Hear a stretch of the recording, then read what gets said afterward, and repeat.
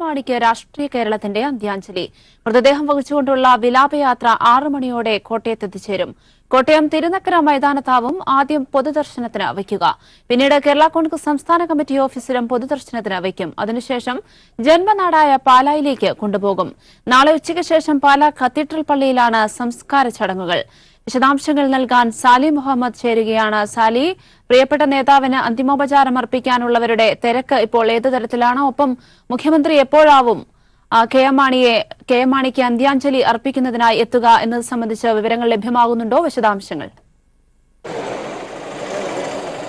ഞാനിപ്പോൾ നിൽക്കുന്നത് കടുത്തുരുത്തിയിലാണ്. മുൻ നിശ്ചയിച്ച പ്രകാരമായ ആണെങ്കിൽ കടുത്തുരുത്തിയിൽ കെ എം മാണിയുടെ ഭൗതിക ശരീരവുമായുള്ള വിലാപയാത്ര എത്തിച്ചേരേണ്ടത് ഏതാണ്ട് ഉച്ചയ്ക്ക് 12 മണിയോടെയായിരുന്നു. ഇപ്പോൾ നമുക്കറിയാം വൈകിട്ട് 5 മണിയായിരിക്കുന്നു. അതായത് 5-6 മണിക്കൂർ വൈകിയാണ് വിലാപയാത്ര കടന്നു വന്നുകൊണ്ടിരിക്കുന്നത് എന്ന് വ്യക്തം. അതിൻ്റെ അർത്ഥം മുൻ നിശ്ചയിച്ച പ്രകാരമോ സമയക്ലിപ്തത അനുസരിച്ചോ കാര്യങ്ങൾ നീങ്ങുന്നില്ല. അതിന് പ്രധാന കാരണം വലിയ തോതിൽ ആളുകൾ വിവിധ കേന്ദ്രങ്ങളിൽ കെ എം മാണിക്ക് അന്ത്യോപചാരം അർപ്പിക്കുന്നതിനും അവസാനമായി ഒന്ന് കാണുന്നതിനുമായി എല്ലാ കേന്ദ്രങ്ങളിലും തടിച്ചുകൂടിയിരിക്കുന്നു എന്നുള്ളതാണ് ഏറ്റവും പ്രധാനപ്പെട്ട കാര്യം. അതുകൊണ്ട് തന്നെ വലിയ തോതിൽ വൈകുന്നു.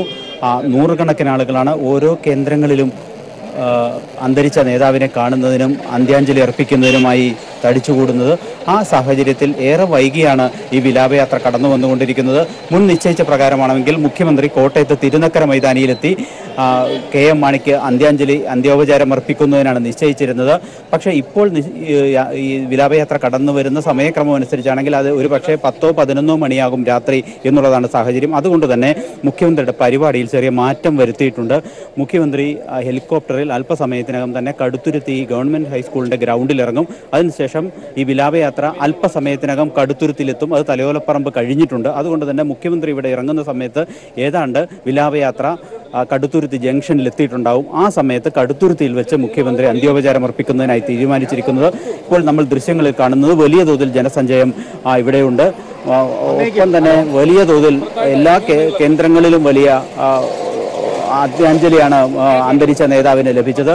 അതിൻ്റെ ഭാഗമായി തന്നെ ഇപ്പോൾ കടുത്തുരുത്തിയിലും സമാന സാഹചര്യം തന്നെയാണുള്ളത്. നമുക്കറിയാം കടുത്തുരുത്തി കേരള കോൺഗ്രസിനും ഒക്കെ വലിയ ജനസ്വാധീനമുള്ള മേഖലയാണ്. കെ എം മാണിക്കാണെങ്കിൽ വ്യക്തിപരമായി ഒട്ടേറെ ബന്ധങ്ങളുള്ള പ്രദേശം കൂടിയാണിത്. പാലയുമായി ഏറ്റവും അടുത്ത് കിടക്കുന്ന ഒരു പ്രദേശം എന്ന നിലയ്ക്ക് കെ എം മാണിക്ക് വ്യക്തിപരമായി ഒട്ടേറെ ബന്ധങ്ങളുണ്ട്.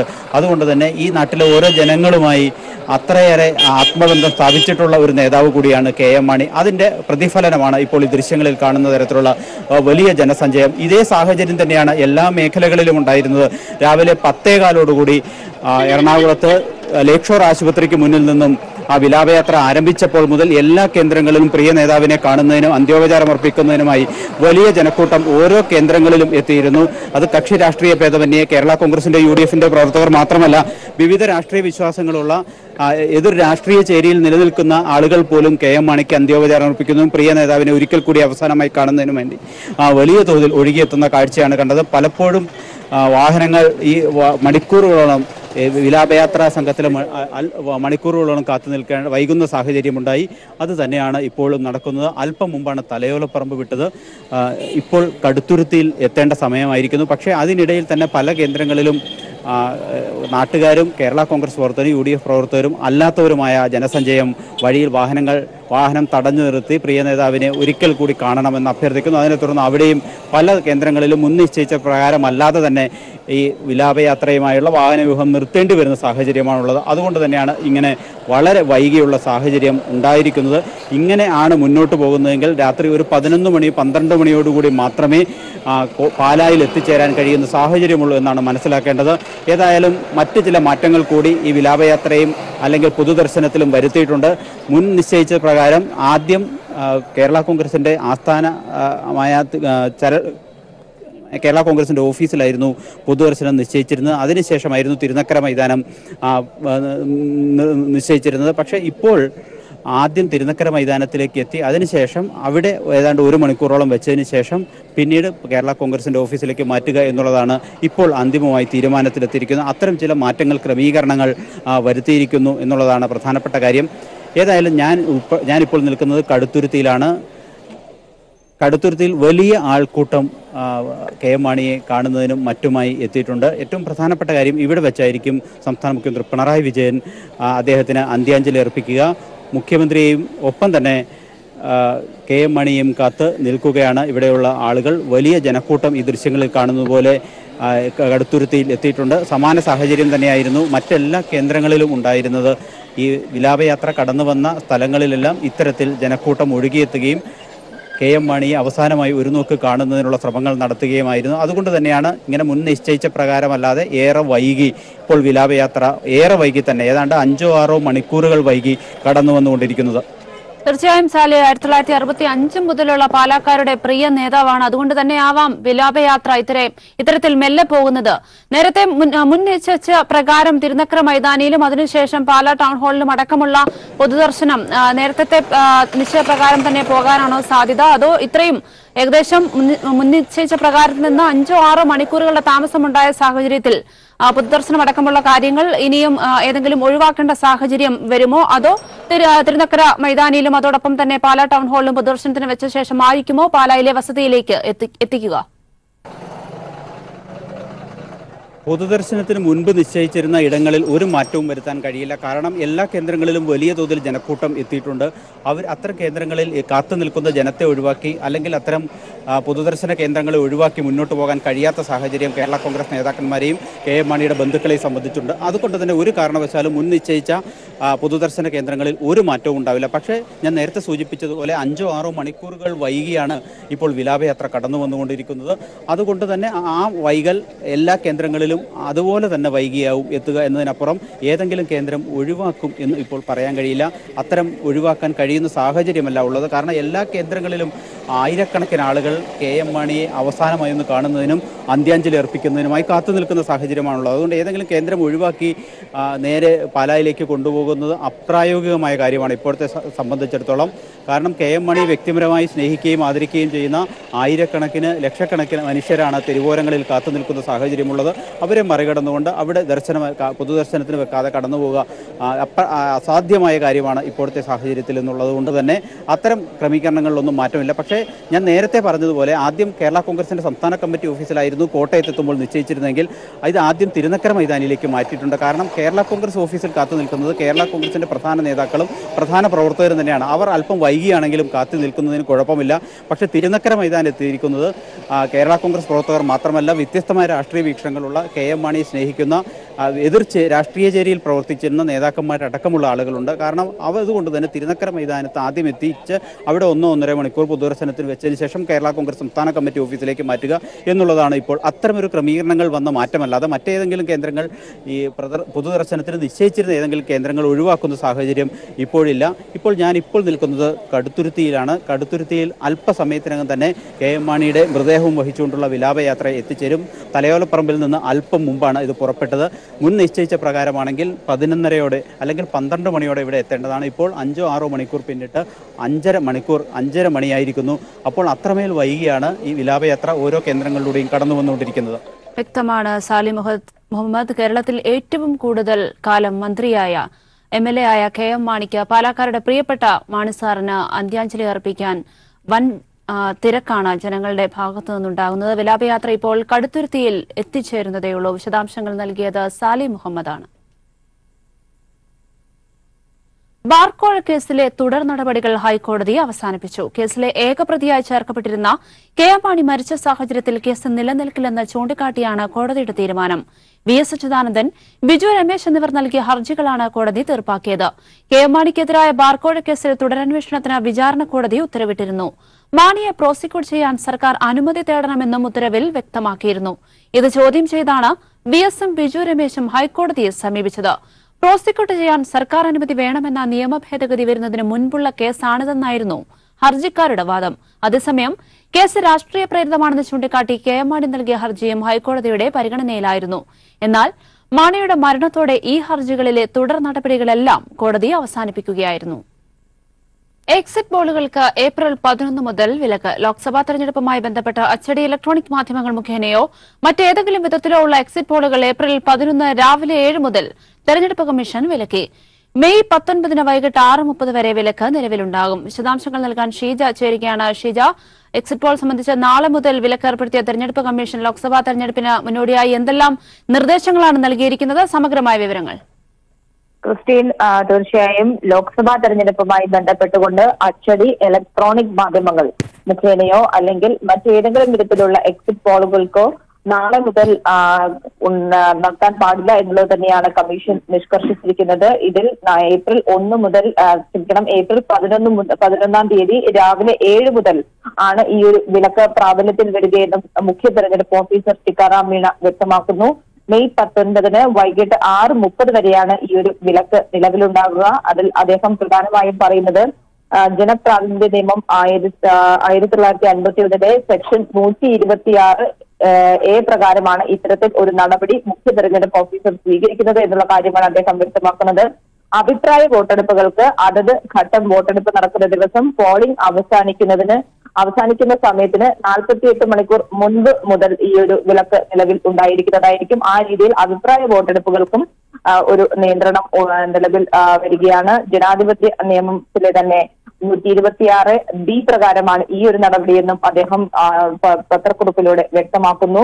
ഏതായാലും വോട്ടെടുപ്പ് അവസാനിക്കുന്നതിന് 48 മണിക്കൂർ മുമ്പുള്ള സമയം മുതൽ അഭിപ്രായ വോട്ടെടുപ്പുകളും നടത്താനോ പ്രസിദ്ധീകരിക്കാൻ പാടില്ല എന്നുള്ള കാര്യവും മുഖ്യ തെരഞ്ഞെടുപ്പ് ഓഫീസർ ഇത് മുഖേന അറിയിക്കുകയാണ്.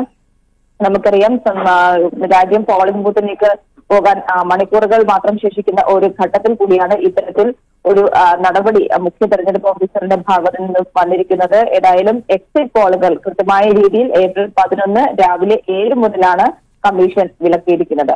വ്യക്തമാണ് ഷീജ. എക്സിറ്റ് പോളുകൾക്ക് നാളെ മുതൽ വിലക്ക്. ലോക്സഭാ തെരഞ്ഞെടുപ്പുമായി ബന്ധപ്പെട്ട് അച്ചടി ഇലക്ട്രോണിക് മാധ്യമങ്ങൾ മുഖേനയോ മറ്റേതെങ്കിലും വിധത്തിലുള്ള എക്സിറ്റ് പോളുകൾക്കാണ് നാളെ മുതൽ തെരഞ്ഞെടുപ്പ് കമ്മീഷൻ വിലക്ക് ഏർപ്പെടുത്തിയിട്ടുള്ളത്. വിശദാംശങ്ങൾ നൽകിയത് ഷീജയാണ്. മറ്റൊരു വാർത്തയിലേക്ക്. റഫാൽ കേസിൽ കേന്ദ്ര സർക്കാരിന് കനത്ത തിരിച്ചടി. പുനഃപരിശോധനാ ഹർജികൾ സ്വീകരിക്കരുതെന്ന ആവശ്യം സുപ്രീംകോടതി തള്ളി. മോഷ്ടിച്ചതെന്ന് സർക്കാർ ആരോപിച്ച രേഖകൾ ഉൾപ്പെടെ പരിഗണിച്ച് പുനഃപരിശോധനാ ഹർജികളിൽ വാദം കേൾക്കാൻ സുപ്രീംകോടതി തീരുമാനിച്ചു. മോദിക്ക് ഒളിക്കാൻ ഇനി ഔദ്യോഗിക രഹസ്യ നിയമമില്ലെന്നായിരുന്നു കോൺഗ്രസിന്റെ പ്രതികരണം. കേന്ദ്ര സർക്കാരിന് കനത്ത തിരിച്ചടി നൽകിക്കൊണ്ടാണ് പുനഃപരിശോധനാ ഹർജികൾ വിശദമായി കേൾക്കാനുള്ള സുപ്രീം കോടതി തീരുമാനം. ഡിസംബർ 14 ശേഷം കരാറുമായി ബന്ധപ്പെട്ട് മാധ്യമങ്ങൾ പുറത്തുവിട്ട രേഖകൾ മോഷ്ടിച്ചതാണെന്നും ഔദ്യോഗിക രഹസ്യ നിയമത്തിന്റെയും രാജ്യസുരക്ഷാ നിയമത്തിന്റെയും പരിധിയിൽ വരുന്നതിനാൽ ഇത് പരിഗണിക്കരുതെന്നുമുള്ള കേന്ദ്ര സർക്കാർ വാദം കോടതി തള്ളി. ഈ രേഖകളും കോടതി പരിശോധിക്കും. ദ ഹിന്ദു പ്രസിദ്ധീകരിച്ച ഇടപാടിലെ മാനദണ്ഡങ്ങൾ ചോദ്യം ചെയ്യുന്ന വിലപേശൽ സംഘത്തിന്റെ റിപ്പോർട്ട്, പ്രധാനമന്ത്രിയുടെ ഓഫീസ് സമാന്തര ചർച്ച നടത്തിയെന്ന ഫയൽ കുറിപ്പ്, കരാറിന് ഫ്രാൻസിന്റെ സോവറിൻ ഗ്യാരണ്ടി ഇല്ലാത്തതും അഴിമതി വിരുദ്ധ വ്യവസ്ഥ ഒഴിവാക്കിയതും വ്യക്തമാക്കുന്ന രേഖകൾ എന്നിവയാണ് കോടതി തെളിവായി പരിഗണിക്കുക. If they had accepted the government's arguments, the review could not be considered. Now it will be considered on merits, and the Chief Justice has very kindly said that he will set a date. പുനഃപരിശോധനാ ഹർജികളിൽ വാദം കേൾക്കുന്നതിന്റെ തീയതി കോടതി പിന്നീട് നിശ്ചയിക്കും. Chief justice Ranjan ഗൊഗോയും justice KM ജോസഫും വ്യത്യസ്ത വിധിന്യായങ്ങൾ എഴുതിയെങ്കിലും ഒറ്റക്കെട്ടായിരുന്നു തീരുമാനം. ബെഞ്ചിലെ മറ്റൊരംഗമായ ജസ്റ്റിസ് SK കൌൾ 2 വിധിന്യായങ്ങളോടും യോജിച്ചു. സുപ്രീം കോടതി ഉത്തരവ് പ്രതിപക്ഷ പാർട്ടികൾ സ്വാഗതം ചെയ്തു. മോദിക്ക് ഒളിക്കാൻ ഇനി ഔദ്യോഗിക രഹസ്യ നിയമത്തിന്റെ പരിരക്ഷയില്ലെന്നായിരുന്നു കോൺഗ്രസ് പ്രതികരണം. മോദിജി अपने भ्रष्टाचार के सबूतों को ऑफिशियल सीक्रेट्स एक्ट का हवाला देकर नहीं छिपा सकते और खुद को नहीं बचा सकते. രാജ്യം നാളെ പോളിംഗ് ബൂത്തിലേക്ക് പോകവെയാണ് നിർണായക സുപ്രീം കോടതി ഉത്തരവ്. വിധിയോടെ BJP വീണ്ടും പ്രതിരോധത്തിലായി. ഡിസംബർ 14 സുപ്രീം കോടതി വിധിയുടെ പേരിൽ കരാറിനെ ന്യായീകരിക്കുകയായിരുന്നു നാളിതുവരെ BJP. പുതിയ വിധി തെരഞ്ഞെടുപ്പിൽ BJPയെ ആക്രമിക്കാനുള്ള മുഖ്യ പ്രചരണായുധമാക്കി പ്രതിപക്ഷം മാറ്റും. Sarath K Sasi, news bureau, Delhi. Lok Sabha തെരഞ്ഞെടുപ്പിന്റെ ആദ്യഘട്ട വോട്ടിംഗ് നാളെ തുടങ്ങാനിരിക്കെ റഫാൽ കേസിലെ ഉത്തരവിൽ ഞെട്ടി BJP. മോദി സർക്കാരിന്റെ ഏക പ്രതിരോധ കരാർ അഴിമതിയിൽ മുങ്ങിയതോടെ പ്രസംഗത്തിൽ പോലും ദേശീയത പരാമർശിക്കാൻ കഴിയില്ലെന്ന് NDA നേതാക്കൾ. രാജ്യം കണ്ട ഏറ്റവും വലിയ അഴിമതി സർക്കാരിനെ പുറത്താക്കാനുള്ള അവസരമാണിതെന്ന് CPIM general secretary Sitaram Yechury വിധിയോട് പ്രതികരിച്ചു. റഫേൽ കേസിൽ സുപ്രീം കോടതി ക്ലീൻ ചീട്ട് നൽകിയെന്നായിരുന്നു പ്രധാനമന്ത്രി നരേന്ദ്രമോദിയുടെ ഇതുവരെയുള്ള വാദം. റഫേൽ വിമാനമുണ്ടായിരുന്നെങ്കിൽ പാകിസ്ഥാനെതിരായ വ്യോമാക്രമണം ഇതിനേക്കാൾ വലുതാകുമായിരുന്നുവെന്ന് പരാമർശിച്ച് മോദി കരാറിനെ ദേശീയതയുടെ ഭാഗവുമാക്കി. അതിനേറ്റ വൻ തിരിച്ചടിയാണ് സുപ്രീം കോടതി വിധി. ബൊഫേഴ്സ് അഴിമതി രാജീവ് ഗാന്ധിയെ അധികാരത്തിൽ നിന്ന് പുറത്താക്കിയതുപോലെ റഫേൽ അഴിമതി മോദിയെ അധികാരഭ്രഷ്ടനാക്കുമോ എന്ന സംശയത്തിലാണ് BJPയും NDA നേതാക്കളും. ആദ്യഘട്ട വോട്ടിംഗിന് മുന്നോടിയായുള്ള നിശബ്ദ ദിനമാണിന്ന്. വോട്ടർമാർക്ക് മുന്നിൽ പ്രതിരോധത്തിനുള്ള സമയം പോലും BJPക്കില്ല. അതുകൊണ്ട് തന്നെ സുപ്രീം കോടതി ഉത്തരവ് BJP കേന്ദ്ര നേതൃത്വത്തെ ഞെട്ടിച്ചു. സംയുക്ത പാർലമെന്ററി സമിതി അന്വേഷണത്തെ എതിർത്തും സുപ്രീം കോടതിയിൽ കളവ് പറഞ്ഞും അവസാന നിമിഷം വരെ രക്ഷപ്പെടാനുള്ള ശ്രമങ്ങളെല്ലാം നരേന്ദ്രമോദി സർക്കാർ നോക്കി. അഴിമതിയുടെ തെളിവുകൾ ഓരോന്നായി പുറത്തു വന്നുവെന്ന് ചൂണ്ടിക്കാട്ടിയ സീതാറാം യെച്ചൂരി കേസിനെ തെരഞ്ഞെടുപ്പുമായി ബന്ധപ്പെടുത്തി ആദ്യ വിമർശനം ഉന്നയിച്ചു കഴിഞ്ഞു. അഴിമതി സർക്കാരിന് വലിച്ചെറിയാനുള്ള അവസരമാണിതെന്ന് അദ്ദേഹം ട്വീറ്റ് ചെയ്തു. നരേന്ദ്രമോദി നേരിട്ട് നടത്തിയ ഇടപാടായതുകൊണ്ട് തന്നെ പ്രതിരോധ മന്ത്രിമാരും മറ്റു കേന്ദ്രമന്ത്രിമാരും ഇതുവരെ കരാറിനെ ന്യായീകരിക്കുകയായിരുന്നു. പക്ഷേ സുപ്രീം കോടതിയിൽ നടന്ന വാദം ശരിയല്ലെന്ന് അവരും ചൂണ്ടിക്കാട്ടുന്നു. റഫേൽ കരാറിനെ കുറിച്ചുള്ള ഫയലുകളെ മോഷണ മുതലാക്കി നടത്തിയ പ്രഥമ വാദം തന്നെ സുപ്രീം കോടതി തള്ളി. അടുത്തുവരുന്ന സർക്കാർ NDA അല്ലെങ്കിൽ റഫേൽ കേസ് BJPക്കെതിരായ കുരുക്കാകുമെന്നും അവർ തുറന്ന് സമ്മതിക്കുന്നു. മെയ് 19 വരെയുള്ള 7 ഘട്ടങ്ങളിലും റഫേൽ വോട്ടർമാരെ സ്വാധീനിക്കുന്ന വിഷയമായി ഉയർന്നു കഴിഞ്ഞു. News bureau, Delhi. സൈന്യത്തിന്റെ പേരിൽ വോട്ടഭ്യർത്ഥനയുമായി പ്രധാനമന്ത്രി നരേന്ദ്രമോദി. ബാലക്കോട്ടിൽ ആക്രമണം നടത്തിയ പൈലറ്റുമാരുടെ പേര് പറഞ്ഞാണ് വോട്ടഭ്യർത്ഥനയുമായി മോദി രംഗത്തെത്തിയത്. സംഭവത്തിൽ മഹാരാഷ്ട്രയിലെ മുഖ്യ തെരഞ്ഞെടുപ്പ് ഓഫീസറോട് കേന്ദ്ര തെരഞ്ഞെടുപ്പ് കമ്മീഷൻ റിപ്പോർട്ട് തേടി. മാതൃകാ പെരുമാറ്റച്ചട്ടം ലംഘിച്ചതായി കോൺഗ്രസ്, CPIM തുടങ്ങിയ കക്ഷികളുടെ പരാതിയിലാണ് നടപടി. കന്നി വോട്ടർമാരോടുള്ള വോട്ട് അഭ്യർത്ഥനയ്ക്കിടയിലാണ് മോദി ബാലാക്കോട്ട് ആക്രമണത്തിൽ പങ്കെടുത്ത പൈലറ്റുമാരുടെ പേരിൽ വോട്ട് ആവശ്യപ്പെട്ടത്. വോട്ട് രാജ്യത്തിനു വേണ്ടി നൽകണമെന്നും രാജ്യത്തെ ശക്തമാക്കുന്നതിന് ശക്തമായ ഒരു സർക്കാർ രൂപവൽക്കരണത്തിന് വോട്ട് രേഖപ്പെടുത്തണമെന്നും അദ്ദേഹം പറയുന്നു. പുൽവാമ ഭീകരാക്രമണത്തിന് തിരിച്ചടിയായി ബാലാക്കോട്ടിൽ വ്യോമാക്രമണം നടത്തിയ ധീരരായ വ്യോമസേന പൈലറ്റുമാരുടെ ബഹുമതിയായി നിങ്ങളുടെ വോട്ട് രേഖപ്പെടുത്തണമെന്നും മോദി പ്രസംഗത്തിൽ പറയുന്നു. അതേസമയം സൈന്യത്തിന്റെ പ്രവർത്തനങ്ങൾ തെരഞ്ഞെടുപ്പ് പ്രചാരണത്തിൽ രാഷ്ട്രീയ നേട്ടങ്ങളായി ഉപയോഗിക്കുന്നത് തെരഞ്ഞെടുപ്പ് പെരുമാറ്റച്ചട്ടങ്ങളുടെ ലംഘനമായിരിക്കുമെന്നും അത്തരം പ്രവൃത്തികളിൽ നിന്ന് രാഷ്ട്രീയ പാർട്ടികളും സ്ഥാനാർത്ഥികളും വിട്ടുനിൽക്കണമെന്നും തെരഞ്ഞെടുപ്പ് കമ്മീഷൻ പുറത്തിറക്കിയ ഉത്തരവിൽ വ്യക്തമാക്കിയിരുന്നു. ഈ ഉത്തരവിന് വിരുദ്ധമായാണ് ചൊവ്വാഴ്ച മോദി നടത്തിയ പ്രസംഗമെന്ന് ചൂണ്ടിക്കാട്ടി CPM തെരഞ്ഞെടുപ്പ് കമ്മീഷന് കത്തയച്ചിരിക്കുന്നത്. News desk, people TV. തെരഞ്ഞെടുപ്പ് ബോണ്ട് വിഷയത്തിൽ മുൻ നിലപാടിൽ നിന്ന് മലക്കം മറിഞ്ഞ തെരഞ്ഞെടുപ്പ് കമ്മീഷൻ. തെരഞ്ഞെടുപ്പ് ബോണ്ടുകളോട് എതിർപ്പില്ല എന്ന് തെരഞ്ഞെടുപ്പ് കമ്മീഷൻ സുപ്രീംകോടതിയെ അറിയിച്ചു. ബോണ്ടുകളിലെ രഹസ്യാത്മകതയാണ് എതിർക്കുന്നതെന്ന് കമ്മീഷൻ സുപ്രീംകോടതിയിൽ വ്യക്തമാക്കി. സുതാര്യത ഉറപ്പാക്കാൻ ബോണ്ടിലൂടെ സംഭാവന നൽകുന്നവരെക്കുറിച്ചുള്ള വിവരങ്ങൾ പരസ്യപ്പെടുത്തിയാൽ മതിയെന്ന് കമ്മീഷൻ അഭിഭാഷകർ കോടതിയെ അറിയിച്ചു. തെരഞ്ഞെടുപ്പ് ബോണ്ടുകളെ എതിർത്തുകൊണ്ടായിരുന്നു കമ്മീഷൻ സുപ്രീംകോടതിയിൽ നേരത്തെ സത്യവാങ്മൂലം നൽകിയിരുന്നത്. രാഷ്ട്രീയ പാർട്ടികളെ ആരാണ് ഫണ്ട് ചെയ്യുന്നതെന്ന് അറിയാനുള്ള അവകാശം ജനങ്ങൾക്കുണ്ടെന്ന് തെരഞ്ഞെടുപ്പ് കമ്മീഷൻ വാദിച്ചു. രാഷ്ട്രീയ പാർട്ടികളെ ഫണ്ട് ചെയ്യുന്നത് ആരാണെന്ന് പരസ്യമായാൽ അവരെ വേട്ടയാടാൻ ശ്രമമുണ്ടാകുമെന്ന് കേന്ദ്ര സർക്കാരിന് വേണ്ടി ഹാജരായ അറ്റോർണി ജനറൽ ചൂണ്ടിക്കാട്ടി.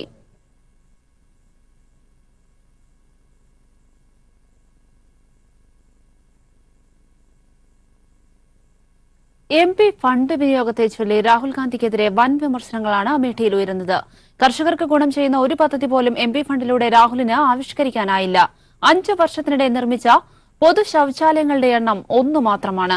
എന്നാൽ കോൺഗ്രസ് ജില്ലാ കമ്മിറ്റി ആസ്ഥാനത്തിനകത്ത് നിർമ്മിച്ചത് 6 സോളാർ ലൈറ്റുകളും.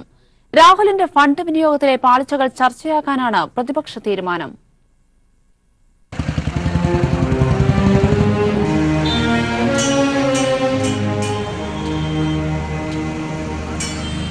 ഇത് കേശവ് റാം, അമേഠിയിലെ തിലോയ് നിയമസഭയിലെ അലോയ്പൂർ ഗ്രാമവാസി, കോൺഗ്രസ് പ്രവർത്തകൻ. ഗ്രാമസഭയിൽ നിരന്തരം ആവശ്യപ്പെട്ട് റായ്ബറേലി ജഗദീഷ്പൂർ റോഡിൽ ഒരു കാത്തിരിപ്പ് കേന്ദ്രം നേടിയെടുത്തു. 1,60,000 രൂപ ചെലവഴിച്ച് നിർമ്മിച്ച ബസ് കാത്തിരിപ്പ് കേന്ദ്രത്തിന്റെ അവസ്ഥ നോക്കുക. ഒരു പ്രയോജനവുമില്ലാതെ കിടക്കുന്നു. बस वाले आवत हैं, बस लेके चले जाती, यहाँ कबो नहीं रुकती। चाहे रायबरेली से आओ तो हुआ रोकी है चौराहा के पास, और उधर तिलोई से आओ तो फिर जई है तो हुआ नहर पर रोकी है. സമീപത്തെ PD ഗ്രാമത്തിലെ സ്കൂളിൽ കുട്ടികൾക്ക് ഇരിക്കാൻ ബെഞ്ചും എഴുതാൻ ഡെസ്കുമില്ലാത്തപ്പോഴാണ് തൊട്ടപ്പുറത്ത് ഈ പ്രഹസനം. രാഹുലിന്റെ MP ഫണ്ട് വിനിയോഗത്തിന്റെ പൊതുചിത്രവും ഇതുതന്നെ. ദീർഘവീക്ഷണമില്ലാത്ത കാട്ടിക്കൂട്ടലുകൾ.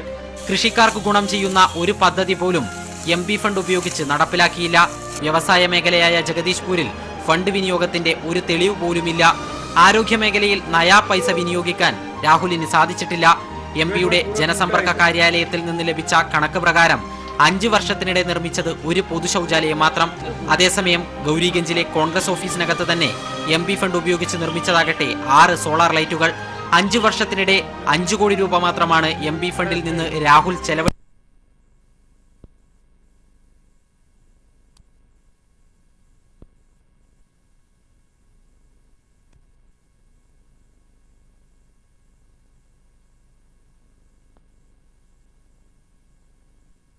ഫണ്ട് വിനിയോഗത്തെ ചൊല്ലി വിമർശനം ശക്തമായതോടെ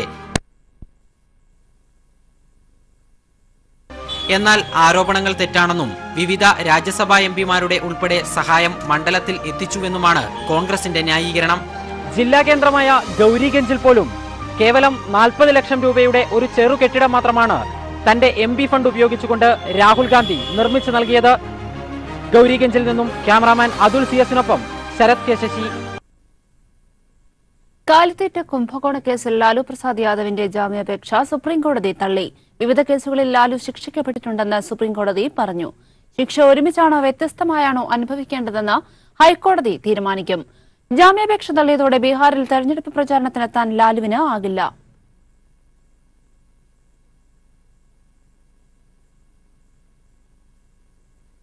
എംപാനൽഡ് ഡ്രൈവർമാരെ പിരിച്ചുവിടാനുള്ള വിധിക്കെതിരെ സർക്കാർ അപ്പീൽ നൽകും. വിധി പെട്ടെന്ന് നടപ്പാക്കിയാൽ 600ഓളം സർവീസുകളെ ബാധിക്കും. മുഖ്യമന്ത്രി വിളിച്ചു ചേർത്ത ഉന്നതതല യോഗത്തിലാണ് തീരുമാനം. KSRTCയിലെ 1565 എംപാനൽ ഡ്രൈവർമാരെ ഈ മാസം 30-നകം പിരിച്ചുവിടണമെന്ന ഹൈക്കോടതി ഉത്തരവിനെതിരെ അപ്പീൽ പോകാനാണ് സർക്കാർ തീരുമാനം. ഇത് സംബന്ധിച്ച വിഷയത്തിൽ നിയമ സെക്രട്ടറിയോടും അഡ്വക്കേറ്റ് ജനറലിനോടും നിയമോപദേശം തേടിയ ശേഷം കോടതിയെ സമീപിക്കാനാണ് തീരുമാനം. ഗതാഗത മന്ത്രി AK ശശീന്ദ്രന്റെ അധ്യക്ഷതയിൽ ചേർന്ന ഉന്നതതല യോഗത്തിലാണ് ഇത് സംബന്ധിച്ച തീരുമാനം കൈക്കൊണ്ടത്. അത് സർക്കാർ വേണോ KSRTC വേണോ എന്നുള്ള ഏജിയും കൂടി ആലോചിച്ചിട്ട് ഏതാണ് അഭികാമ്യം അത് ചെയ്യാന്നുള്ളതാണ്. ഇപ്പം KSRTCയോടാണ് പറഞ്ഞിട്ടുള്ളത്. നിയമ സെക്രട്ടറി അഡ്വക്കേറ്റ് ജനറലുമായി സംസാരിച്ച് ആ കാര്യത്തിൽ കുറച്ചുകൂടി ഒരു ഏറ്റവും സാധ്യതയുള്ളത് നല്ലത് ഏതാണ്. ഇപ്പോഴത്തെ നിലയിൽ KSRTCയാണ് അപ്പീൽ നൽകാൻ ഉദ്ദേശിക്കുന്നത്. എംപാനൽ കണ്ടക്ടർമാരുടെ വിഷയത്തിൽ നിന്നും വിഭിന്നമാണ് KSRTC ഡ്രൈവർമാരുടെ വിഷയമെന്നും സ്ഥിരം ജീവനക്കാർ അവർക്ക് അവകാശപ്പെട്ട ലീവ് എടുക്കുമ്പോൾ വരുന്ന ഒഴിവിലേക്ക് താൽക്കാലിക ക്രമീകരണമായാണ് ഡ്രൈവർമാരെ നിയമിച്ചിരിക്കുന്നതെന്നും മന്ത്രി വ്യക്തമാക്കി. KSRTCയിൽ ജീവനക്കാരുടെ പുനർവിന്യാസം ഉണ്ടായാലേ പ്രശ്നങ്ങൾക്ക് ശാശ്വതമായ പരിഹാരം ഉണ്ടാകുകയുള്ളൂ എന്നും മന്ത്രി വ്യക്തമാക്കി. കോടതി വിധി നടപ്പിലാക്കിയാൽ 600 സർവീസുകളെ ഇത് ബാധിക്കുമെന്നും മന്ത്രി സൂചിപ്പിച്ചു. News bureau, Thiruvananthapuram. ആറ്റിങ്ങൽ ലോക്സഭാ മണ്ഡലത്തിലെ LDF സ്ഥാനാർത്ഥി ശോഭാ സുരേന്ദ്രനെതിരെ LDF തെരഞ്ഞെടുപ്പ് കമ്മീഷന് പരാതി നൽകി. പെരുമാറ്റച്ചട്ട ലംഘനം നടത്തി ശബരിമല വിഷയം ഉയർത്തി ലഘുരേഖകൾ വിതരണം ചെയ്തതിനെതിരെയാണ് പരാതി. തെരഞ്ഞെടുപ്പ് കമ്മീഷന്റെ പ്രത്യേക സ്ക്വാഡ് ലഘുരേഖകളും വിതരണത്തിലെത്തിയ വാഹനവും പിടിച്ചെടുത്ത പശ്ചാത്തലത്തിലാണ് LDF പരാതി നൽകിയത്. ആറ്റിങ്ങൽ ലോക്സഭാ മണ്ഡലത്തിലെ NDF സ്ഥാനാർത്ഥി ശോഭാ സുരേന്ദ്രനെതിരെയാണ് ഇടതുപക്ഷ ജനാധിപത്യ മുന്നണി വരണാധികാരിക്കും തെരഞ്ഞെടുപ്പ് ഓഫീസർക്കും പരാതി നൽകിയത്. തെരഞ്ഞെടുപ്പ് കമ്മീഷന്റെ മാർഗനിർദ്ദേശങ്ങൾക്ക് വിരുദ്ധമായി മണ്ഡലത്തിൽ വ്യാപകമായി ശബരിമല വിഷയം ഉയർത്തി പ്രചാരണം നടത്താനുള്ള നീക്കത്തിനെതിരെയാണ് പരാതി. ശബരിമല കമ്മ്യൂണിസ്റ്റ് ഭീകരതയും കോൺഗ്രസിന്റെ വഞ്ചനയും എന്ന തലക്കെട്ടോടെ വിതരണത്തിനായി എത്തിച്ച ലഘുരേഖകൾ തെരഞ്ഞെടുപ്പ് കമ്മീഷന്റെ പ്രത്യേക സംഘം പിടികൂടിയ പശ്ചാത്തലത്തിലാണ് ഇടതുമുന്നണി നേതൃത്വം പരാതി നൽകിയത്. NDA സ്ഥാനാർത്ഥിക്കെതിരെ തെരഞ്ഞെടുപ്പ് പെരുമാറ്റച്ചട്ടം ലംഘിച്ചതിന് കേസെടുക്കണമെന്നതാണ് LDFന്റെ ആവശ്യം. ലഘുരേഖകൾ വിതരണം ചെയ്യാൻ ഉപയോഗിച്ച വാഹനം തെരഞ്ഞെടുപ്പ് കമ്മീഷന്റെ പ്രത്യേക സംഘം പിടിച്ചെടുത്തിരുന്നു. LDFനു വേണ്ടി ആറ്റിങ്ങൽ പാർലമെന്റ് മണ്ഡലം തെരഞ്ഞെടുപ്പ് കമ്മിറ്റി ചെയർമാൻ V ശശിയും സെക്രട്ടറി V ശിവൻകുട്ടിയുമാണ് അധികൃതർക്ക് പരാതി നൽകിയത്. News bureau, Thiruvananthapuram. വയനാടിനെക്കുറിച്ചുള്ള അമിത്ഷായുടെ പരാമർശം വർഗീയത ആളിക്കത്തിക്കാനുള്ള ശ്രമമെന്ന് രമേശ് ചെന്നിത്തല. ഇതിനെതിരെ ഇന്ന് തന്നെ കേന്ദ്ര തെരഞ്ഞെടുപ്പ് കമ്മീഷന് പരാതി നൽകും. തിരിച്ചറിയാൻ പറ്റുന്നില്ല എന്നുള്ള രീതിയിലേക്കാണ് അദ്ദേഹത്തിന്റെ പരാമർശം. അതായത് വർഗീയ ഒരു ചിന്താഗതിയോടുകൂടി ഒരു പരാമർശമാണ്. എങ്ങനെയാണ് ഇതിനെ UDF അല്ലെങ്കിൽ കോൺഗ്രസ് നേരിടുന്നത്? ഇത് കേരളത്തെ ജനങ്ങളെയും വയനാട്ടിലെ ജനങ്ങളെയും അമിത്ഷാ അപമാനിച്ചിരിക്കുകയാണ്. ഈ വർഗീയ ചേർതിരിവ് ഉണ്ടാക്കാനുള്ള നീക്കമാണിത്. വാസ്തവത്തിൽ IPC 153A അനുസരിച്ച് അമിത്ഷായുടെ പേരിൽ കേസെടുക്കുകയും അദ്ദേഹത്തെ അറസ്റ്റ് ചെയ്യുകയാണ് വേണ്ടത്. ഇങ്ങനെ ജനങ്ങളിൽ വർഗീയത ആളിക്കത്തിക്കാൻ നടക്കുന്ന ശ്രമങ്ങൾക്കെതിരെ അതിശക്തമായി തന്നെ അതിനെ നേരിടേണ്ട ജനങ്ങൾ മുന്നോട്ട് വന്ന് നേരിടും. ഞാൻ ഏതായാലും അമിത്ഷായുടെ പേരിൽ നടപടി സ്വീകരിക്കണം. തെരഞ്ഞെടുപ്പ് പെരുമാറ്റച്ചട്ടം ലംഘിച്ചു എന്നുള്ള ആരോപണം ഉന്നയിച്ചുകൊണ്ട് അദ്ദേഹത്തിന് കേന്ദ്ര തെരഞ്ഞെടുപ്പ് കമ്മീഷന് ഞാൻ ഇന്ന് തന്നെ പരാതി നൽകുന്നതാണ്. വയനാട് മണ്ഡലത്തെക്കുറിച്ച് ബിജെപി അധ്യക്ഷൻ അമിത്ഷാ നടത്തിയത് വർഗീയ വിദ്വേഷം പരത്തുന്ന പരാമർശങ്ങളെന്ന് കെപിസിസി പ്രസിഡന്റ് മുല്ലപ്പള്ളി രാമചന്ദ്രനും പറഞ്ഞു. തീ കൊണ്ടുള്ള തലച്ചൊറിയലാണിത്. ഇത്തരം പ്രസ്താവനകളിൽ നിന്നും അമിത്ഷാ പിന്തിരിയണമെന്നും അദ്ദേഹം ആവശ്യപ്പെട്ടു. ആ പ്രസ്താവന എന്താണ്? രാഹുൽ ഗാന്ധി മത്സരിക്കാൻ വേണ്ടി തീരുമാനിച്ച കേരളത്തിലെ വയനാട്, ആ വയനാട് ഇന്ത്യയിലാണോ ആ വയനാട് പാകിസ്ഥാനിലോ ആണെന്ന് നിങ്ങൾ ചിന്തിക്കണമേ എന്നാണ് അദ്ദേഹം പറഞ്ഞിരിക്കുന്നത്. ഇടതുപക്ഷത്തിനെതിരായി മത്സരിക്കാനാണ് വന്നിരിക്കുന്നത്. ആരാധ്യത്തെ ഉപദേശിച്ചെന്ന് എനിക്കറിയില്ല. ശ്രീമാൻ എ കെ ആന്റണി പറയുന്നത് ഞാനാ ഉപദേശിച്ചെന്നാണ്. പത്രിക പിൻവലിക്കാനുള്ള സമയം അവസാനിച്ചപ്പോഴും വയനാട്ടിൽ രാഹുലിന്റെ 2 അപരന്മാരടക്കം 20 പേർ മത്സരരംഗത്തുണ്ട്. തമിഴ്നാട്ടിൽ നിന്നെത്തിയ രാഹുൽ ഗാന്ധിക്ക് ഇത് തെരഞ്ഞെടുപ്പിലെ 3ാം അംഗമാണിത്. അഖിലേന്ത്യാ മക്കൾ കഴകത്തിന്റെ സ്ഥാനാർത്ഥിയായ രാഹുൽ വയനാട്ടിൽ എത്തിയത്. വയനാട് ലോക്സഭാ മണ്ഡലത്തിൽ 2 ഗാന്ധിമാർ രാഹുൽ ഗാന്ധിക്കെതിരെ മത്സരിക്കുന്നുണ്ട്. ഒരാൾ രാഹുൽ ഗാന്ധി കെഇ, മറ്റൊരാൾ ഇതാണ് രാഹുൽ ഗാന്ധി. അഖിലേന്ത്യാ മക്കൾ കഴകത്തിന്റെ ബാനറിൽ ബക്കറ്റ് ചിഹ്നത്തിലാണ് ഈ തമിഴ്നാട് സ്വദേശി മത്സരിക്കുന്നത്. കോയമ്പത്തൂരിൽ നേരത്തെ നൽകിയ പത്രിക തള്ളിപ്പോയി. അപ്പോഴാണ് രാഹുൽ ഗാന്ധി വയനാട്ടിൽ മത്സരിക്കുന്നത് അറിയുന്നത്. അന്നു തന്നെ ചുരം കയറി. അമേത്തിയിൽ മത്സരിക്കാനും പ്ലാൻ ഉണ്ടായിരുന്നു. മത്സരത്തിൽ മുൻ പരിചയവും രാഹുൽ ഗാന്ധിക്കുണ്ട്. 2014 മേയർ കാൻഡിഡേറ്റ്, 2016 எம்எல்ஏக்கு நின்னாச்சு ஸ்டேட் லெஜிஸ்லேட்டிவ் அசம்பிளி சிங்கநல்லூர் கான்ஸ்டிடியூஷனுக்கு. அப்புறம் கோயம்புத்தூர்ல நாமினேஷன் பண்ணி ரிஜெக்ட் ஆனதுன்னு இப்போ വയനാട്ടിലെ എംപി കാൻഡിഡേറ്റാ നിൽക്കുന്നത്. തമിഴ് പ്രാദേശിക മാധ്യമ പ്രവർത്തകനാണ് ഈ യുവാവ്. രാഹുലിനെതിരെ മത്സരിക്കുന്നതിന്റെ ആവേശത്തിലാണ് വോട്ടർമാരെ കാണുന്നത്. ജയ്ഹിന്ദ് ഫ്രീഡം പാർട്ടി എന്ന സ്വന്തം സംഘടനയും ഹിന്ദുസ്ഥാൻ ജനതാ പാർട്ടിയുടെയും എല്ലാം പിന്തുണയുണ്ടെന്നാണ് ഈ രാഹുൽ ഗാന്ധി അവകാശപ്പെടുന്നത്. ആരും സ്വാധീനിച്ചിട്ടില്ലെന്ന് രാഹുൽ ഗാന്ധിക്ക് അപരനായി എത്തിയ സ്ഥാനാർത്ഥി വ്യക്തമാക്കുന്നു. News bureau, Wayanad. ബിജെപിക്കെതിരെ പറയുകയും ബിജെപിക്ക് അനുകൂലമായി പ്രവർത്തിക്കുകയും ചെയ്യുന്ന വ്യക്തിയാണ് രാഹുൽ ഗാന്ധിയെന്ന് സിപിഐ ദേശീയ എക്സിക്യൂട്ടീവ് അംഗം പന്ന്യൻ രവീന്ദ്രൻ. കേരളത്തിലെ 2 പത്രങ്ങൾ സർവേ നടത്തിയത് അവർ ഉദ്ദേശിക്കുന്നവരെ സഹായിക്കാനാണെന്നും പത്രധർമ്മം മറക്കരുതെന്നും അദ്ദേഹം പറഞ്ഞു. തെരഞ്ഞെടുപ്പിനോടനുബന്ധിച്ചുള്ള ഇടുക്കി പ്രസ് ക്ലബിന്റെ നേതാവ് നിലപാട് പരിപാടിയിൽ സംസാരിക്കുകയായിരുന്നു അദ്ദേഹം. ഇടതുപക്ഷത്തിനെതിരായി മത്സരിക്കാനാണ് വന്നിരിക്കുന്നത്. ആരാധ്യത്തെ ഉപദേശിച്ചെന്ന് എനിക്കറിയില്ല. ശ്രീമാൻ എ കെ ആന്റണി പറയുന്നത് ഞാനാ ഉപദേശിച്ചെന്നാണ്. ആന്റണി ഇതുപോലുള്ള കുരുട്ട് ബുദ്ധികൾ ഉപദേശിക്കുന്ന കാര്യത്തിൽ വലിയ വിദഗ്ധനാണെന്ന് പല കാരണങ്ങൾ കൊണ്ട് ബോധ്യമാണ്. അദ്ദേഹത്തോട് ഒന്നേ നമുക്ക് അങ്ങോട്ട് ചോദിക്കാനുള്ളൂ. ഈ രാഹുൽ ഗാന്ധി 2 സീറ്റിൽ മത്സരിക്കുന്നുണ്ടല്ലോ. ആ 2 സീറ്റിൽ ഒന്ന് അമേഠിയാണ്, ഒന്ന് ഈ കേരളത്തിലാണ്. ഈ 2 സീറ്റിലും രാഹുൽ ഗാന്ധി ജയിച്ചെന്നിരിക്കട്ടെ. എന്നാൽ ഇന്ത്യയിൽ പാർലമെന്റിൽ ബിജെപിക്കെതിരായി വരേണ്ട സൈന്യത്തിൽ നിന്ന് ഒരു ആളെ ബോധപൂർവം അവർ ബിജെപിക്ക് ദാനം കൊടുക്കുക എന്ന് പറഞ്ഞാൽ 2 സ്ഥലത്തും ജയിച്ചാൽ ഒരാൾക്ക് മാത്രമേ പാർലമെന്റിൽ പോകാൻ കഴിയൂ. ഒരു നമ്പറേ ഉള്ളൂ. ഫലത്തിൽ ബിജെപിക്കെതിരായി വരേണ്ട ശത്രു അംഗങ്ങൾ, ആ അംഗങ്ങൾ ഒരെണ്ണത്തിനെ കുറയ്ക്കാനുള്ള പണിയാണ് കോൺഗ്രസ് നടത്തിക്കൊണ്ടിരിക്കുന്നത്.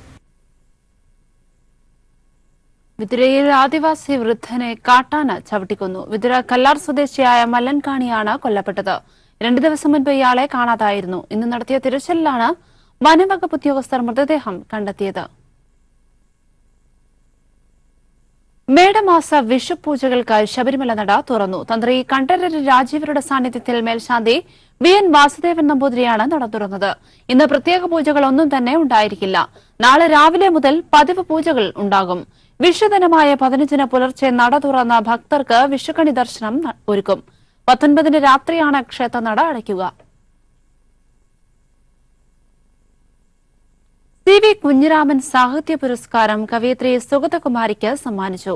10,001 രൂപയും പ്രശസ്തി പത്രവുമാണ് പുരസ്കാരം. തിരുവനന്തപുരത്ത് സുഗതകുമാരിയുടെ വസതിയിൽ നടന്ന ചടങ്ങിൽ പ്രശസ്ത എഴുത്തുകാരൻ എം. മുകുന്ദനാണ് പുരസ്കാരം സമ്മാനിച്ചത്.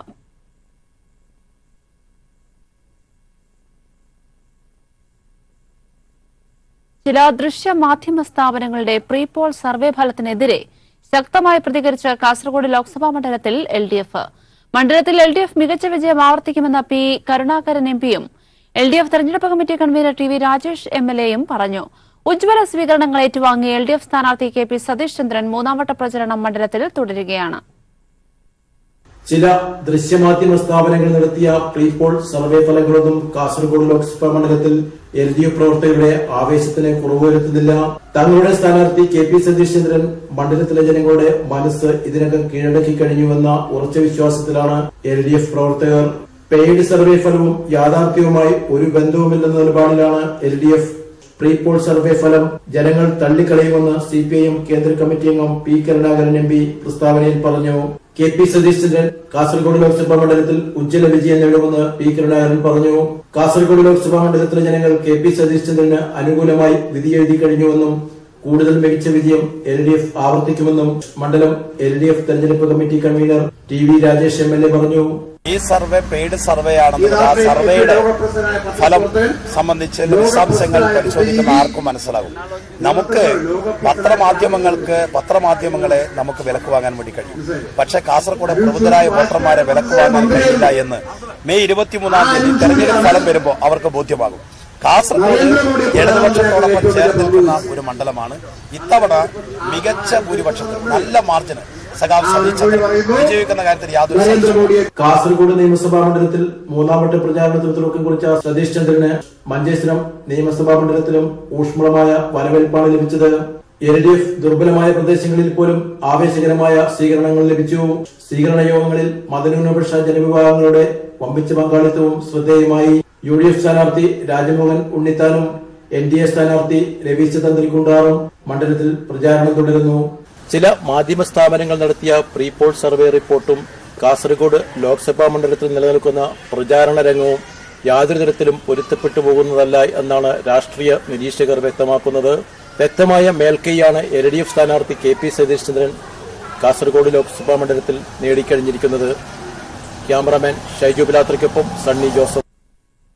റഫാൽ കേസിൽ കേന്ദ്ര സർക്കാരിന് കനത്ത തിരിച്ചടി. പുനഃപരിശോധനാ ഹർജികൾ സ്വീകരിക്കരുതെന്ന ആവശ്യം സുപ്രീംകോടതി തള്ളി. മോഷ്ടിച്ചതെന്ന് സർക്കാർ ആരോപിച്ച രേഖകൾ ഉൾപ്പെടെ പരിഗണിച്ച് പുനഃപരിശോധനാ ഹർജികളിൽ വാദം കേൾക്കാൻ സുപ്രീംകോടതി തീരുമാനിച്ചു. മോദിക്ക് ഒളിക്കാൻ ഇനി ഔദ്യോഗിക രഹസ്യ നിയമമില്ലെന്നായിരുന്നു കോൺഗ്രസിന്റെ പ്രതികരണം. കേന്ദ്ര സർക്കാരിന് കനത്ത തിരിച്ചടി നൽകിക്കൊണ്ടാണ് പുനഃപരിശോധനാ ഹർജികൾ വിശദമായി കേൾക്കാനുള്ള സുപ്രീം കോടതി തീരുമാനം. ഡിസംബർ 14 ശേഷം കരാറുമായി ബന്ധപ്പെട്ട് മാധ്യമങ്ങൾ പുറത്തുവിട്ട രേഖകൾ മോഷ്ടിച്ചതാണെന്നും ഔദ്യോഗിക രഹസ്യ നിയമത്തിന്റെയും രാജ്യസുരക്ഷാ നിയമത്തിന്റെയും പരിധിയിൽ വരുന്നതിനാൽ ഇത് പരിഗണിക്കരുതെന്നുമുള്ള കേന്ദ്ര സർക്കാർ വാദം കോടതി തള്ളി. ഈ രേഖകളും കോടതി പരിശോധിക്കും. ദ ഹിന്ദു പ്രസിദ്ധീകരിച്ച ഇടപാടിലെ മാനദണ്ഡങ്ങൾ ചോദ്യം ചെയ്യുന്ന വിലപേശൽ സംഘത്തിന്റെ റിപ്പോർട്ട്, പ്രധാനമന്ത്രിയുടെ ഓഫീസ് സമാന്തര ചർച്ച നടത്തിയെന്ന ഫയൽ കുറിപ്പ്, കരാറിന് ഫ്രാൻസിന്റെ സോവറിൻ ഗ്യാരണ്ടി ഇല്ലാത്തതും അഴിമതി വിരുദ്ധ വ്യവസ്ഥ ഒഴിവാക്കിയതും വ്യക്തമാക്കുന്ന രേഖകൾ എന്നിവയാണ് കോടതി തെളിവായി പരിഗണിക്കുക. If they had accepted the government's arguments, the review could not be considered. Now it will be considered on merits, and the Chief Justice has very kindly said that he will set a date. പുനഃപരിശോധനാ ഹർജികളിൽ വാദം കേൾക്കുന്നതിന്റെ തീയതി കോടതി പിന്നീട് നിശ്ചയിക്കും. Chief justice Ranjan ഗൊഗോയും justice KM ജോസഫും വ്യത്യസ്ത വിധിന്യായങ്ങൾ എഴുതിയെങ്കിലും ഒറ്റക്കെട്ടായിരുന്നു തീരുമാനം. ബെഞ്ചിലെ മറ്റൊരംഗമായ ജസ്റ്റിസ് SK കൌൾ 2 വിധിന്യായങ്ങളോടും യോജിച്ചു. സുപ്രീംകോടതി ഉത്തരവ് പ്രതിപക്ഷ പാർട്ടികൾ സ്വാഗതം ചെയ്തു. മോദിക്ക് ഒളിക്കാൻ ഇനി ഔദ്യോഗിക രഹസ്യ നിയമത്തിന്റെ പരിരക്ഷയില്ലെന്നായിരുന്നു കോൺഗ്രസ് പ്രതികരണം. മോദിജി अपने भ्रष्टाचार के सबूतों को ऑफिशियल सीक्रेट्स एक्ट का हवाला देकर नहीं छिपा सकते और खुद को नहीं बचा सकते. രാജ്യം നാളെ പോളിംഗ് ബൂത്തിലേക്ക് പോകവെയാണ് നിർണായക സുപ്രീം കോടതി ഉത്തരവ്. വിധിയോടെ BJP വീണ്ടും പ്രതിരോധത്തിലായി. ഡിസംബർ 14 സുപ്രീം കോടതി വിധിയുടെ പേരിൽ കരാറിനെ ന്യായീകരിക്കുകയായിരുന്നു നാളിതുവരെ BJP. പുതിയ വിധി തെരഞ്ഞെടുപ്പിൽ BJPയെ ആക്രമിക്കാനുള്ള മുഖ്യ പ്രചരണായുധമാക്കി പ്രതിപക്ഷം മാറ്റും. Sarath K Sasi, news bureau, Delhi. Lok Sabha തെരഞ്ഞെടുപ്പിന്റെ ആദ്യഘട്ട വോട്ടിംഗ് നാളെ തുടങ്ങാനിരിക്കെ റഫാൽ കേസിലെ ഉത്തരവിൽ ഞെട്ടി BJP. മോദി സർക്കാരിന്റെ ഏക പ്രതിരോധ കരാർ അഴിമതിയിൽ മുങ്ങിയതോടെ പ്രസംഗത്തിൽ പോലും ദേശീയത പരാമർശിക്കാൻ കഴിയില്ലെന്ന് NDA നേതാക്കൾ. രാജ്യം കണ്ട ഏറ്റവും വലിയ അഴിമതി സർക്കാരിനെ പുറത്താക്കാനുള്ള അവസരമാണിതെന്ന് CPIM general secretary Sitaram Yechury വിധിയോട് പ്രതികരിച്ചു. റഫേൽ കേസിൽ സുപ്രീം കോടതി ക്ലീൻ ചീട്ട് നൽകിയെന്നായിരുന്നു പ്രധാനമന്ത്രി നരേന്ദ്രമോദിയുടെ ഇതുവരെയുള്ള വാദം. റഫേൽ വിമാനമുണ്ടായിരുന്നെങ്കിൽ പാകിസ്ഥാനെതിരായ വ്യോമാക്രമണം ഇതിനേക്കാൾ വലുതാകുമായിരുന്നുവെന്ന് പരാമർശിച്ച് മോദി കരാറിനെ ദേശീയതയുടെ ഭാഗവുമാക്കി. അതിനേറ്റ വൻ തിരിച്ചടിയാണ് സുപ്രീം കോടതി വിധി. ബൊഫേഴ്സ് അഴിമതി രാജീവ് ഗാന്ധിയെ അധികാരത്തിൽ നിന്ന് പുറത്താക്കിയതുപോലെ റഫേൽ അഴിമതി മോദിയെ അധികാരഭ്രഷ്ടനാക്കുമോ ഇപ്പോൾ മുഖ്യമന്ത്രി പിണറായി വിജയൻ കെ.എം. മാണിക്ക് അന്ത്യാഞ്ജലി അർപ്പിക്കാൻ എത്തിച്ചേർന്നിരിക്കുകയാണ്. തത്സമയ ദൃശ്യങ്ങളാണ് കാണുന്നത്. നേരത്തെ കടുത്തുരുത്തിയിൽ വരെ വിലാപയാത്ര എത്തിയിരുന്നു. ഇപ്പോൾ കെ.എം. മാണിക്ക് അന്ത്യാഞ്ജലി അർപ്പിക്കാൻ മുഖ്യമന്ത്രി എത്തുന്നതിന്റെ ദൃശ്യങ്ങളാണ് കാണുന്നത്. വലിയ ജനസഞ്ചയം തന്നെയാണ് കെ.എം. മാണിക്ക് അന്ത്യാഞ്ജലി അർപ്പിക്കാൻ എത്തിച്ചേർന്നിട്ടുള്ളത്. അതുകൊണ്ട് തന്നെ വിലാപയാത്ര 6 മണിക്കൂറോളം വൈകുന്ന ഒരു സാഹചര്യമാണ് ഉള്ളത്. ഇപ്പോൾ നേരത്തെ നിശ്ചയിച്ച പ്രകാരം തന്നെ മുഖ്യമന്ത്രി അന്ത്യോപചാരം അർപ്പിച്ച ശേഷം മടങ്ങുകയാണ് മുഖ്യമന്ത്രി. തത്സമയ ദൃശ്യങ്ങളാണ് കാണുന്നത്.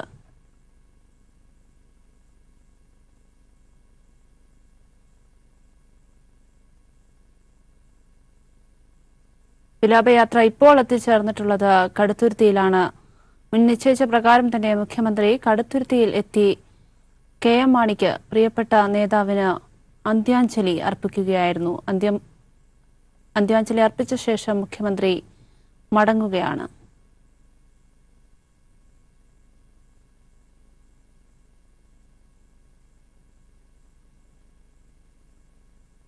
നേരത്തെ തന്നെ നിശ്ചയിച്ച പ്രകാരം ആണ് മുഖ്യമന്ത്രി കടുത്തുരുത്തിയിലെത്തി ഇപ്പോൾ അന്ത്യാഞ്ജലി അർപ്പിച്ച് മടങ്ങുന്നത്.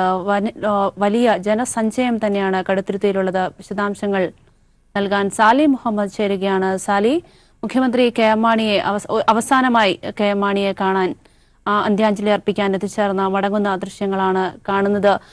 ഇപ്പോൾ വിലാപയാത്ര എവിടെയാണ് എത്തിച്ചേർന്നിട്ടുള്ളത്? വിശദാംശങ്ങൾ.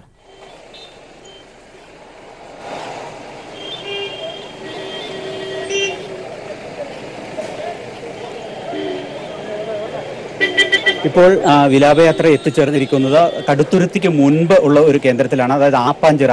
കടുത്തുരുത്തിയിൽ വലിയ തോതിൽ ജനക്കൂട്ടം എത്തിയിരിക്കുന്ന സാഹചര്യത്തിൽ ആപ്പാഞ്ചിറയിലെത്തി മുഖ്യമന്ത്രി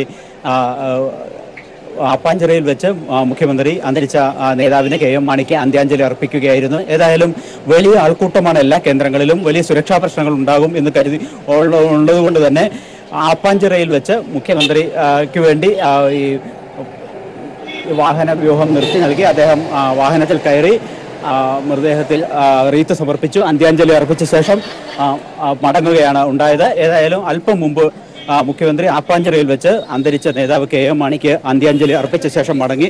ഇപ്പോൾ കടുത്തുരുത്തിയിലേക്ക് അദ്ദേഹം പോയിക്കൊണ്ടിരിക്കുകയാണ്. ഏതായാലും മൃതദേഹം വഹിച്ചുകൊണ്ടുള്ള വിലാപയാത്ര അല്പസമയത്തിനകം കടുത്തുരുത്തിയിലെത്തും. കടുത്തുരുത്തിയിലും ഒട്ടേറെ നേതാക്കളുടെ നിര തന്നെ അവിടെ എത്തിയിട്ടുണ്ട്. മന്ത്രിമാർ ഒക്കെ ഉൾപ്പെടെയുള്ള നേതാക്കൾ ഇവിടെ എത്തിയിട്ടുണ്ട്. മന്ത്രിമാരായ രാമേന്ദ്രൻ കടന്നപ്പള്ളി, എ.കെ. ശശീന്ദ്രൻ, റവന്യൂ മന്ത്രി ചന്ദ്രശേഖരൻ തുടങ്ങിയവർ കടുത്തുരുത്തിയിലുണ്ട്. ഒപ്പം തന്നെ സ്പീക്കർ ശ്രീരാമകൃഷ്ണനുണ്ട്. മുതിർന്ന കമ്മ്യൂണിസ്റ്റ് നേതാവ് വി.എസ്. അച്യുതാനന്ദൻ അല്പസമയത്തിനകം തന്നെ കടുത്തുരുത്തിലെത്തുമെന്നാണ് അറിയിച്ചിരിക്കുന്നത്. അതുകൊണ്ട് തന്നെ ഈ പൊതുവിൽ വളരെ വൈകിയാണ് വിലാപയാത്ര ഓരോ കേന്ദ്രങ്ങളിലും കടന്നു വന്നുകൊണ്ടിരിക്കുന്നത് എന്നുള്ളത് കൊണ്ട് തന്നെ ഏറെ വൈകി മാത്രമേ കോട്ടയം നഗരത്തിലെത്തൂ എന്നതുകൊണ്ട് തന്നെ ആവണം നേതാക്കളും മന്ത്രിമാരടക്കമുള്ള പ്രമുഖർ ഇടയ്ക്കുള്ള കേന്ദ്രങ്ങളിലെത്തി മൃതദേഹത്തിൽ അന്ത്യാഞ്ജലി അർപ്പിച്ച് മടങ്ങുന്ന കാഴ്ചയാണ് കണ്ടത്. ഇപ്പോൾ സമാനമായ രീതിയിൽ തിരുവനന്തപുരത്ത് നിന്നും മുഖ്യമന്ത്രി ഹെലികോപ്റ്റർ മാർഗം കടുത്തുരുത്തിക്കടുത്ത സ്കൂൾ ഗ്രൗണ്ടിൽ ഇറങ്ങി അവിടെ നിന്ന് കാർ മാർഗം ആപ്പാഞ്ചിറ എത്തി അവിടെ വെച്ച് കെ.എം. മാണിക്ക് അന്ത്യാഞ്ജലി അർപ്പിച്ച് മടങ്ങുകയാണ് ഉണ്ടായത്. കെ.എം. മാണിയുടെ ഭൗതിക ശരീരവും വഹിച്ചുള്ള വിലാപയാത്ര ഇപ്പോൾ വളരെ പെട്ടെന്ന് തന്നെ കടുത്തുരുത്തിയിൽ എത്തിച്ചേരുമെന്നാണ് പ്രതീക്ഷിക്കുന്നത്. വൻ ജനസഞ്ചയം തന്നെയാണ് പ്രിയപ്പെട്ട നേതാവിന് അന്തിമോപചാരം അർപ്പിക്കാനായി എത്തിച്ചേർന്നിട്ടുള്ളത്. അതുകൊണ്ട് തന്നെ എറണാകുളത്ത് നിന്ന് പുറപ്പെട്ട വിലാപയാത്ര 6 മണിക്കൂറോളം വൈകി മെല്ലെ പോകുന്ന ഒരു സാഹചര്യമാണ് ഉള്ളത്. എല്ലാ കേന്ദ്രങ്ങളിലും വൻ ജനസഞ്ചയം തന്നെയാണ് പാലക്കാരുടെ പ്രിയപ്പെട്ട മാണി സാറിനെ ഒരു നോക്ക് അവസാനമായി കാണാൻ എത്തിച്ചേർന്നുകൊണ്ടിരിക്കുന്നത്. രാഷ്ട്രീയ രംഗത്ത് നിന്നും വിവിധ സാമൂഹിക രംഗത്തു നിന്നുമുള്ള നേതാക്കൾ അദ്ദേഹത്തെ കാണാൻ വേണ്ടി എത്തിച്ചേരുന്ന സാഹചര്യമാണുള്ളത്. അതോടൊപ്പം ഇപ്പോൾ വിലാപയാത്ര കടുത്തുരുത്തിയിലാണ് എത്തിച്ചേർന്നിട്ടുള്ളത്. വിശദാംശങ്ങൾ നൽകിയത് സാലിം മുഹമ്മദാണ്. മറ്റു വാർത്തകൾ കൂടി നോക്കാം. നരേന്ദ്രമോദി വീണ്ടും പ്രധാനമന്ത്രിയാകണമെന്ന് പാക് പ്രധാനമന്ത്രി ഇമ്രാൻഖാൻ. ഇരു രാജ്യങ്ങളും തമ്മിലുള്ള സമാധാന ചർച്ചകൾക്ക് മോദി ജയിക്കണമെന്നാണ് ഇമ്രാൻഖാൻ പറഞ്ഞത്. അതേസമയം ഇമ്രാൻഖാന്റെ പ്രസ്താവനയ്ക്കെതിരെ പ്രതിഷേധം ശക്തമായി. പാകിസ്ഥാൻ ആരെയാണ് പ്രധാനമന്ത്രിയായി വേണ്ടതെന്ന് ഇപ്പോൾ എല്ലാവർക്കും മനസ്സിലായെന്നും ISIയെ ഇന്ത്യൻ ആർമി ബേസിലേക്ക് ക്ഷണിച്ച ഏക പ്രധാനമന്ത്രിയാണ് മോദിയെന്നും CPM general secretary Sitaram Yechury ആഞ്ഞടിച്ചു. മോദിയും പാകിസ്ഥാനും ഔദ്യോഗികമായി സഖ്യത്തിലായെന്ന് കോൺഗ്രസും ആരോപിച്ചു. ലോക്സഭാ തെരഞ്ഞെടുപ്പിൽ നരേന്ദ്രമോദി ജയിച്ചാൽ ഇന്ത്യ പാക് സമാധാന ചർച്ചകൾക്ക് കുറെ കൂടി മെച്ചപ്പെട്ട സാഹചര്യം ഒരുങ്ങുമെന്നാണ് പാക് പ്രധാനമന്ത്രി ഇമ്രാൻഖാൻ പറഞ്ഞത്. മറിച്ച് കോൺഗ്രസ് ആണ് അധികാരത്തിലെത്തുന്നതെങ്കിൽ കാശ്മീർ വിഷയത്തിൽ പാകിസ്ഥാനുമായി ഒത്തുതീർപ്പിലെത്താൻ ഭയമായിരിക്കുമെന്നും ഇമ്രാൻഖാൻ കൂട്ടിച്ചേർത്തു. വിദേശ മാധ്യമപ്രവർത്തകർക്ക് നൽകിയ അഭിമുഖത്തിലാണ് ഇമ്രാൻഖാൻ ഇക്കാര്യം വ്യക്തമാക്കിയത്. സമയം ഇന്ത്യയിൽ മുസ്ലിങ്ങൾ ആക്രമിക്കപ്പെടുകയാണ്. നേരത്തെ മുസ്ലിങ്ങൾ ഇന്ത്യയിലെ ജീവിതത്തിൽ സന്തുഷ്ടരായിരുന്നു. എന്നാൽ ഇപ്പോൾ തീവ്ര ഹിന്ദു ദേശീയത കാരണം അവർ അങ്ങേയറ്റം ഭയത്തിലാണെന്നും ഇമ്രാൻഖാൻ കൂട്ടിച്ചേർത്തു.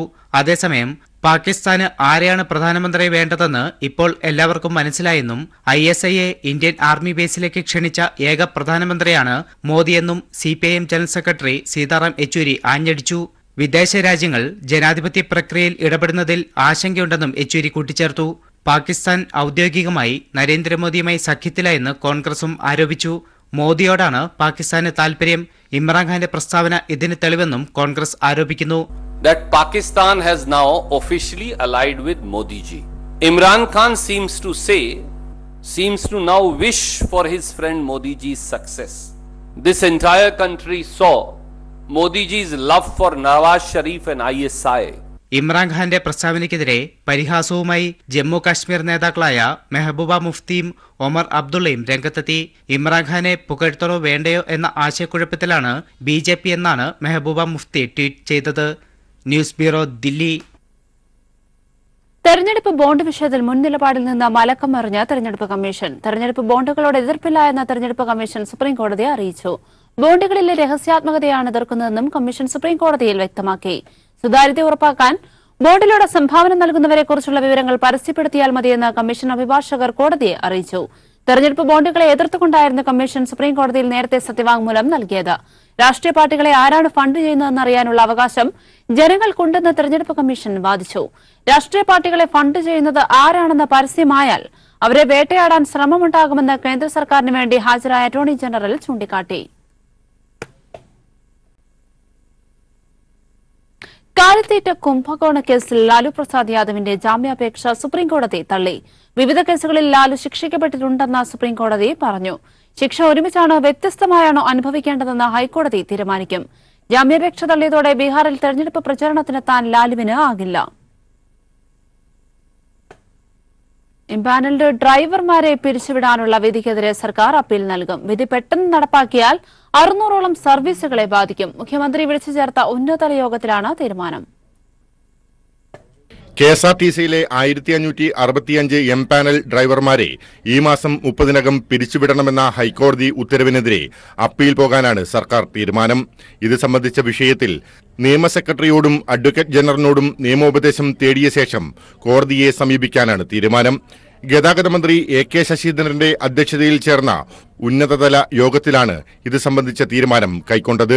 അത് സർക്കാർ വേണോ KSRTC വേണമെന്നുള്ള ഏജിയും കൂടി ആലോചിച്ചിട്ട് ഏതാണ് അഭികാമ്യം അത് ചെയ്യാന്നുള്ളതാണ്. ഇപ്പം KSRTCയോടാണ് പറഞ്ഞിട്ടുള്ളത്. നിയമ സെക്രട്ടറി അഡ്വക്കേറ്റ് ജനറലുമായി സംസാരിച്ച് ആ കാര്യത്തിൽ കുറച്ചുകൂടി ഒരു ഏറ്റവും സാധ്യതയുള്ളത് നല്ലത് ഏതാണ്. ഇപ്പോഴത്തെ നിലയിൽ KSRTCയാണ് അപ്പീൽ നൽകാൻ ഉദ്ദേശിക്കുന്നത്. എംപാനൽ കണ്ടക്ടർമാരുടെ വിഷയത്തിൽ നിന്നും വിഭിന്നമാണ് KSRTC ഡ്രൈവർമാരുടെ വിഷയമെന്നും സ്ഥിരം ജീവനക്കാർ അവർക്ക് അവകാശപ്പെട്ട ലീവ് എടുക്കുമ്പോൾ വരുന്ന ഒഴിവിലേക്ക് താൽക്കാലിക ക്രമീകരണമായാണ് ഡ്രൈവർമാരെ നിയമിച്ചിരിക്കുന്നതെന്നും മന്ത്രി വ്യക്തമാക്കി. KSRTCയിൽ ജീവനക്കാരുടെ പുനർവിന്യാസം ഉണ്ടായാലേ പ്രശ്നങ്ങൾക്ക് ശാശ്വതമായ പരിഹാരം ഉണ്ടാകുകയുള്ളൂവെന്നും മന്ത്രി വ്യക്തമാക്കി. കോടതി വിധി നടപ്പിലാക്കിയാൽ 600 സർവീസുകളെ ഇത് ബാധിക്കുമെന്നും മന്ത്രി സൂചിപ്പിച്ചു. News bureau, Thiruvananthapuram.